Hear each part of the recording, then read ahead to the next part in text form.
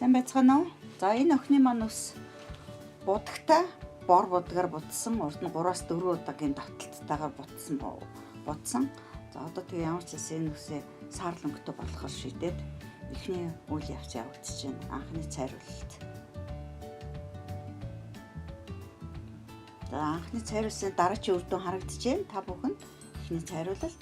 Тэгээ би нийтдээ энэ үсийг бол 3 цайруулахаар шийдсэн. Одоо 2 дахь удаагийн цайруулалт явагдаж байна. За одоо энэ 3 дахь удаагийн цайруулалт хийгдээд одоо будалт маань хийгдэж байна. Тэгээд энэ үсийг болохоор 1 удаагийн будалтаар бол саарл болох боломжгүй. Тийм учраас эхний будалтаа явагдаж байна. Ингээ 2 удаа будахаар шийдсэн байна.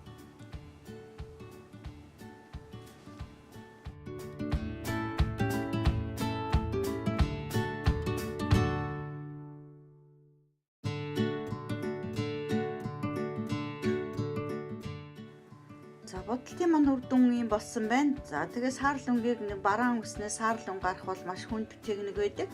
Тэгээ маш олон удаа цайруулагдж байгаа ус маань тодорхой хэмжээний гэмтэл учирдаг. Иймээс та бүхэн үсэндээ тижэл хэрэглэх хэрэгтэй. Дээрээс нь сильвер шампунь хэрэглэх хэрэгтэй. Яагаад гэвэл үсний будаг маань удаан тогтноо. Өөрчлөлт манддаггүй. Дараа уулзлаа баяртай.